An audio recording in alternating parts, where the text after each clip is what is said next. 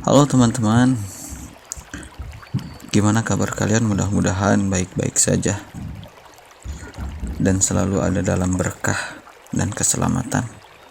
Amin ya Allah ya Rabbal Alamin. Dalam kesempatan kali ini ada beberapa hal yang ingin saya sampaikan dan perlu kalian ketahui. Sesuatu yang akan saya sampaikan adalah sesuatu yang saya pelajari, yang saya baru dapatkan, ilmu yang saya baru dapatkan. Ada 3 poin yang mungkin pada kesempatan kali ini akan saya sampaikan. Yang pertama tentang kematian, dan yang kedua perbandingan antara dunia dan akhirat, dan yang ketiga tentang kemaksiatan. Langsung ke poin yang pertama, yaitu tentang kematian. Ada yang mengibaratkan kematian itu diibaratkan seperti pintu, yang mana semua orang akan masuk ke dalam pintu tersebut. Dapat kita ambil paham bahwasanya semua manusia yang bernyawa di muka bumi ini pasti akan terkena yang namanya kematian, Kematian adalah sesuatu yang pasti, jadi tidak perlu kita takuti, tidak perlu kita risaukan, tidak perlu kita galaui bagi teman-teman. Jadi kematian itu adalah sesuatu yang pasti dan mutlak, pasti terjadi. Tapi yang harus kita takuti apa? Yang harus kita takuti apa yang telah kita siapkan setelah kematian tersebut.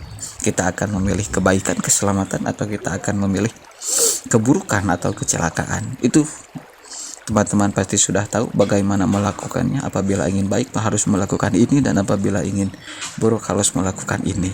Ibarat kedua tentang kematian, ada yang mengibaratkan kematian itu diibaratkan seperti gelas, yang mana semua orang akan minum dalam gelas tersebut. Yang intinya samalah seperti yang diibaratkan di awal tadi, kematian seperti pintu, semua orang akan masuk dalam pintu. Dan ibarat yang kedua ibaratkan seperti gelas, yang mana semua orang akan minum dalam gelas tersebut. Intinya semua orang akan kena atas nama kematian, atau kematian adalah sesuatu yang pasti terjadi. Itu poin yang pertama. Dan untuk poin yang kedua, perbandingan antara dunia dan akhirat. Dalam sebuah kitab dikutip bahwasannya Tuhan menciptakan kita itu bukan untuk dunia, tapi kita akan melakukan amalan-amalan akhirat. Harusnya seperti itu. Jadi alasan Tuhan menciptakan kita itu sebenarnya untuk melakukan ibadah terhadapnya, bukan melupakannya atas dasar alasan dunia. Dan Allah selalu berharap kepada umatnya akan melakukan amalan-amalan baik atau amalan-amalan yang menuju tentang akhirat, dan meninggalkan amalan-amalan yang bertujuan tentang dunia. Bukan meninggalkan semuanya, tapi melakukan atau membatasi hal-hal dunia yang tidak berlebihan.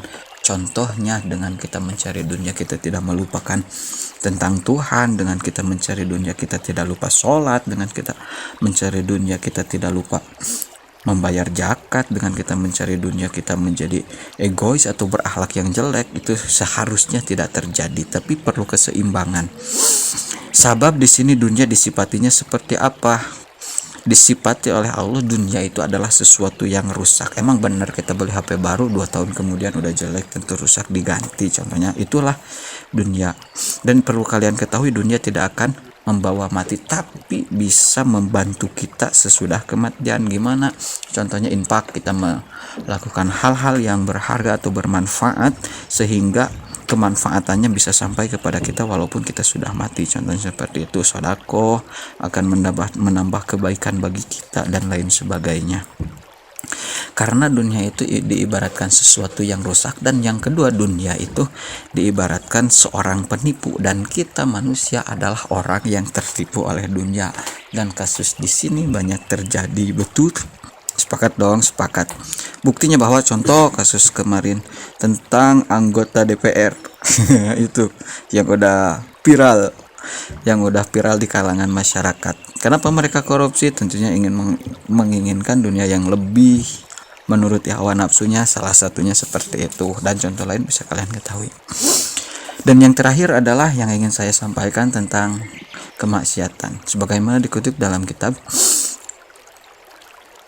lamun maneh apabila kamu melakukan maksiat, kata Tuhan, orang mana yang bisa menahan adab yang akan saya keluarkan apabila kamu maksiat? Itulah kesombongan Tuhan. Emang boleh Tuhan sombong terhadap hambanya?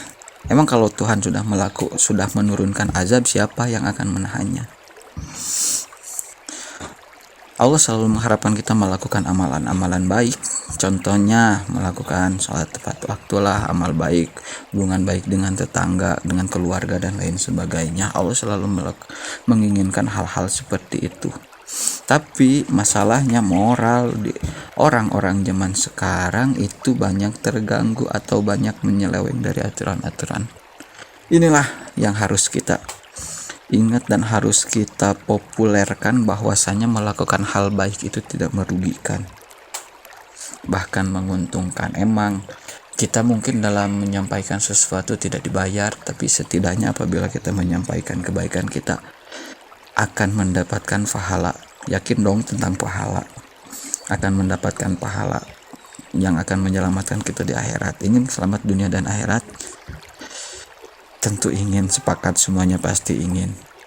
Walaupun yang agama berbeda-beda agama, dan semua umat pasti menginginkan selamat dunia dan akhirat.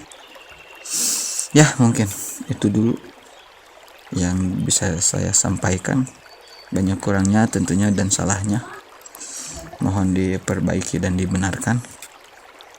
Ini cuma sharing saja konten. Mudah-mudahan ada tempat saya di sini. Jangan lupa like, comment, subscribe. Terima kasih.